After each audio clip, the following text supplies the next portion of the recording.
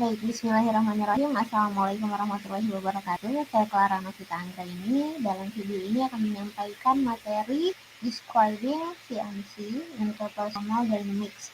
Ya, ini merupakan bagian dari mata kuliah Digital Communication dengan kode mata kuliah KIJ2C3.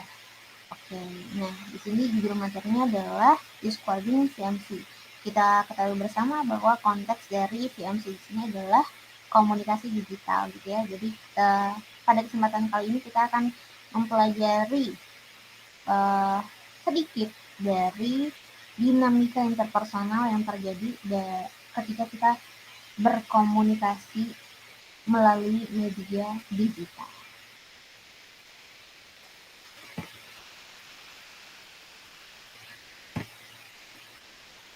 Nah, perlu diketahui bersama bahwa dalam kesempatan ini, dalam video ini saya tidak memaparkan semua materi, akan tetapi sedikit saja. Untuk lebih lengkapnya silakan menghadiri kuliah masing-masing dengan dosen pengampu masing-masing ya. Nah, di sini saya akan menjelaskan tentang fenomena deficit approaches. Jadi komunikasi melalui media digital itu dikenal salah satu fenomenanya adalah katanya defisit dalam hal pendekatan ketika melakukan komunikasi interpersonal. Jadi tidak dekat gitu ya, jadi tidak personal komunikasinya gitu. Ada fenomena yang namanya presence, kemudian cluelessness, dan juga richness. Nah, ada 3 model yang menurut teori ini ya. There are 3 models about communication and technology which we call deficit approach because they suggest that technologically mediated communication, as especially text-based CMC, ya especially dari teks ya, jadi kayak chatting gitu, lacks important qualities of face-to-face communication.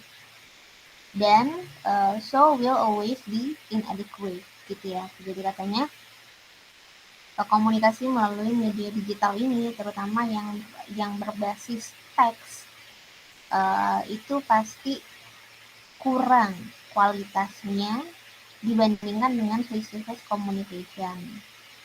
Nah, ya selalu dinilai tidak berkualitas gitu ya komunikasinya. Ada 3 model yang ditawarkan di sini. Ada the social presence model, kemudian the cluelessness model, dan juga the media richness model. Kita akan membahas ketiga model ini.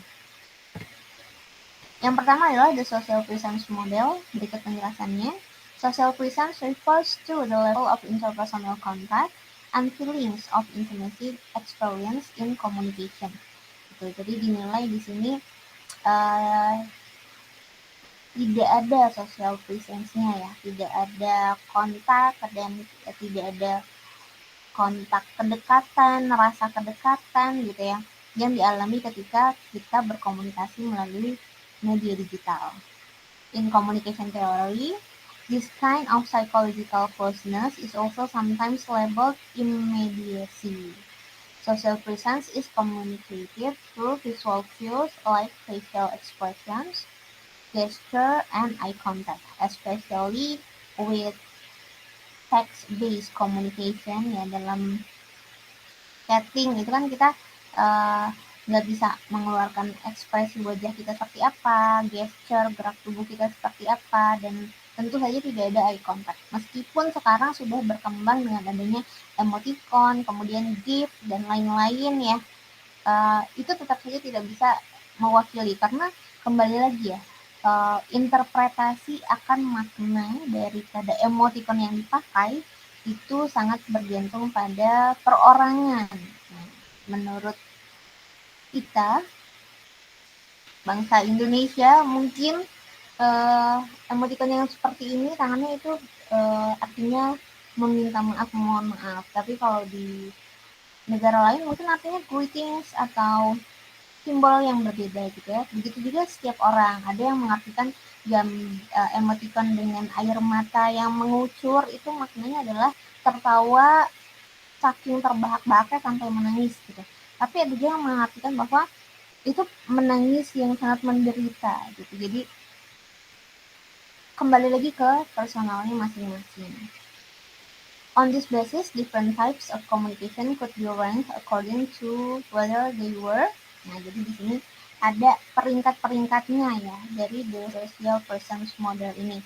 Yang pertama unsociable atau sociable, kemudian yang kedua insensitive atau sensitive, yang ketiga cold or warm, kemudian yang keempat ada impersonal atau personal. Jadi model ini menawarkan rankingan atau peringkat dalam komunikasi gitu ya, tipe-tipe ini. Nah, yang kemudian model yang kedua yaitu cluelessness model. Nah, ini simply means the absence of all non-verbal cues. Misalnya gesture, facial expression, tone of voice gitu ya, appearance gitu. Meskipun kadang kita kayak nambahin jumlah huruf yang banyak, kayak misalnya kita teriak A gitu. A-nya mungkin bisa ditulis 10 huruf dengan belakangnya nanti K-nya ada 5 gitu untuk menunjukkan bahwa kita tuh benar-benar sedang berteriak gitu, tone of voice-nya di dalam text message gitu ya. Kemudian identity makers,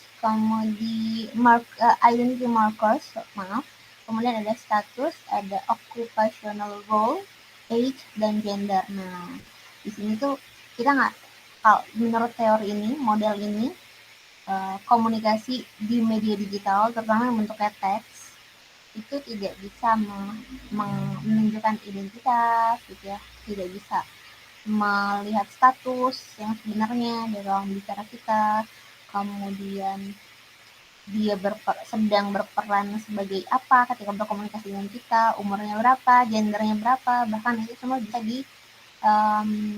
dibuat untuk tidak diketahui gitu ya. Usually these cues and markers communicate a range of social and emotional information, including the way a people orient to the topic of conversation and the person they are talking to. So, jadi ini juga katanya less dalam emosional, informasi emosional. Jadi kayak kawan kalau misalnya orang tuh lagi sebel atau lagi tidak berkenan gitu ketika berkomunikasi ya. Nah, ini cluelessness model. In a similar way to social presence model, other scholars, ya peneliti lain, have proposed that the absence of visual and paralinguistic cues in technologically mediated communication means that psychological distance is increased. Gitu. Jadi katanya dengan dimediasi oleh teknologi digital, komunikasi itu secara psikologis itu berjarak, bahkan jaraknya jadi tambah jauh gitu, which leads to more impersonal communication. Some communication can be high in cluelessness but still be psychologically close.